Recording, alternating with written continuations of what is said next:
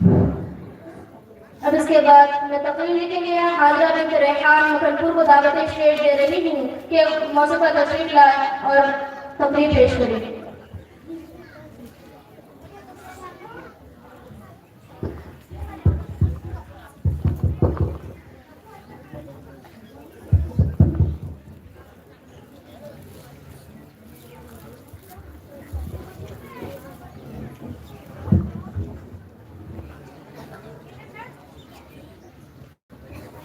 السلام علیکم ورحمۃ اللہ.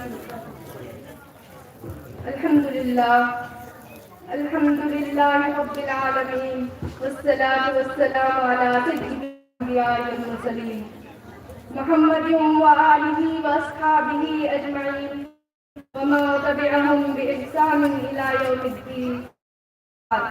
فقد قال الله تعالى أعوذ بالله من الشيطان الرجيم بسم الله الرحمن الرحيم ولولا نفر من كل فرقة طائفة منهم طائفة ليتفقهوا في الدين.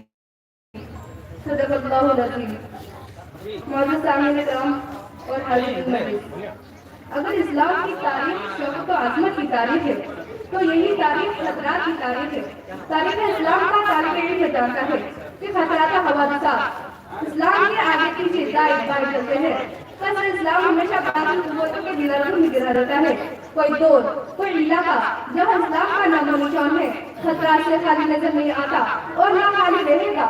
اس لیے اسلام جہاں بھی جائے گا باطل اس کو دبانے کی کوشش کرے گا، کیونکہ اسلام باطل کی بے پوری کرنے کے لیے ہی آیا ہے. لہٰذا باطل اپنے وجود کی بقا کے لیے قوت و طاقت کا سہارا لے کر حق کو دباتا ہے. سامنے باطل اندھیرا ہے اور حق روشنی ہے. دونوں میں سے ایک ہی قائم رہ سکتا ہے. دونوں مل کر ساتھ ساتھ یہ ناممکن ہے. اس لیے عملاً بھی جنگ ہونا سمجھ میں آتا ہے اور عملاً بھی اس کا مشاہدہ ہوتا رہتا ہے، جس کو قرآن کریم نے اپنے منفرد اور بلیغ انداز میں یوں ذکر فرمایا ہے یریدون لیطفئوا نور اللہ بافواہہم واللہ متم نورہ ولو کرہ الکافرون.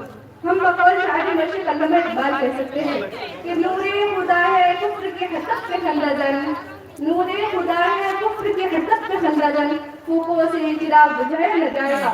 اور تاریخ ہمیشہ باطل کو مسکرائی ہے. میدان بدر میں جب حق غالب آ رہا تھا، باطل سرنگوں ہو رہا تھا تو تاریخ مسکرا رہی تھی. میدان بدر میں جب حق غالب آ رہا تھا، باطل سرنگوں ہو رہا تھا، تاریخ مسکرا رہی تھی. غزوہ احد میں جب حق و باطل کا مارکا گرم تھا، تاریخ مسکرا رہی تھی. وادی حنین میں جب طاقت کی طوفان اسلام توحید کے بجھانے کے در پہ تھا، تاریخ مسکرا رہی تھی. غزوہ خیبر میں دنیا کی سرزشی قوم یہود قصہ ہو رہی تھی، تاریخ مسکرا رہی تھی. تبوک میں جب پیسے روح کی فوج منہ چھپا کر بھاگ گئی تھی، تاریخ مسکرا رہی تھی. اسی طرح آپ ایسے صحابہ سے لے کر ایسے حاضر کے سلسلے داد دیتے جائیے، تاریخ ہمیشہ مسکرائی ہے. اسی کو علامہ اقبال اپنے شعر میں کہہ دیا ہے نور خدا ہے کفر کی حقیقت میں خندہ زن، نور خدا ہے کفر کی حقیقت میں خندہ زن، پھوکوں سے چراغ بجھایا نہ جائے گا. دکران ملت چونکہ نور حق صرف اسلام ہے، اس لیے نہ اس کی حقیقت میں تبدیلی ہوگی، نہ ظاہر بدلے گا، نہ اس کی ماہیت میں تبدیل ہوگا، نہ اس کی تاثیر میں کمی پیدا صورتیں ہیں. کبھی ایک کھل کر میدان جنگ ہوتا رہتا ہے تو کبھی چھپ کر بات کرتا ہے، کبھی نفاق کا لبادہ اوڑھ لیتا ہے تو کبھی فرقہ پرستی کا بگل بجاتا ہے، کبھی دہشت گردی کا سہارا لیتا ہے تو کبھی فتنہ پردازی پر رہتا ہے. یعنی بدلتا ہے رنگ آسمان کیسے کیسے کا منظر پیش کرتا ہے. ہندوستان مسلمانوں کا ماضی بعید بڑا نشاندار تھا. ہندوستان جنگل نشان میں 700 سال تک اسلامی قیادت کا غلبہ رہا، امن و امان کا دورہ تھا، عدل و انصاف کا شہرا تھا. مگر مسلمانوں نے ہند کا ماضی بعید جو ایک صدی پر محیط ہے، حال بڑا پرخطر ہے. قدم قدم پر خطرات کے ہولناک بڑھ گیا ہے.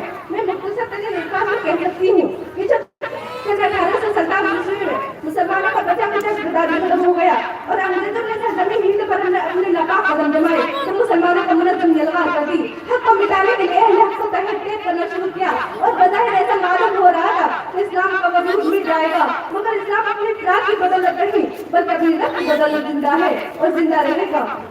تو اس وقت اللہ تعالیٰ نے اسلام کو بچانے کے لیے اپنے سارے بندوں کے دلوں میں دفاع فرمایا کہ اسلامی مراکز قائم کیا جائے، اسلامی تعلیمات کو فروغ دیا جائے، اسلامی شریعت کی حفاظت کے لیے قرآن حکم کو پھیلایا جائے، حدیث رسول کو عام کیا جائے، علماء حق تجار کیا جائے.